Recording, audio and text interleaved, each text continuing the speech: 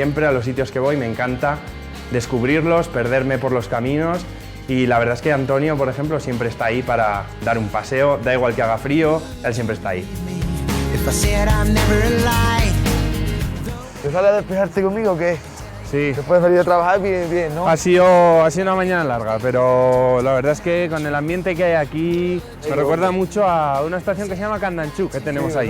Muy Ya bien. te llevaré. Enrique es un profesional en su trabajo, vamos, le encanta trabajar, le encanta Sierra Nevada también, está muy contento, es un tío súper alegre, vamos, no tengo palabras para ya ver.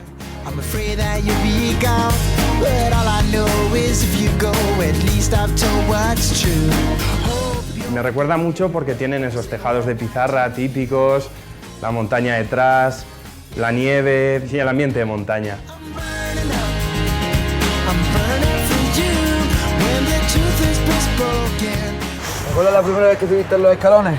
Anda, no me lo recuerdes. ¿Todavía te cuesta trabajo subirlo? No, ahora ya me lo subo de dos en dos. Sí, ya te has acostumbrado a la altitud, ¿verdad? Ya te digo. Ya te vas a acostumbrarte, ya te digo yo que no es nada del otro mundo, vamos. Al principio cuando llegué vine súper ilusionado, con lo cual la verdad es que todo me pareció bien, incluso el frío no me parecía tanto, pero la verdad es que noté el estar a tanta altitud, se notaba al principio el desgaste físico. No, I'm bound for hell. All I know is I've lost my soul, I'm burning inside.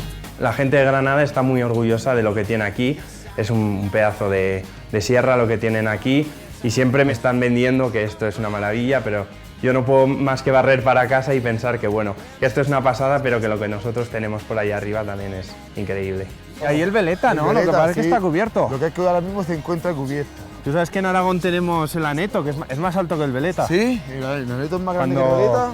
Así te vienes a verme y... Por supuesto. Claro Te vienes que a sí. verme y te subo al aneto, ya verás. Sí, vale, hombre, pues para mí sería un placer. Él me está motivando muchísimo para que me vaya con él, que el día que pueda, que lo llame, que él me enseñe todo aquello.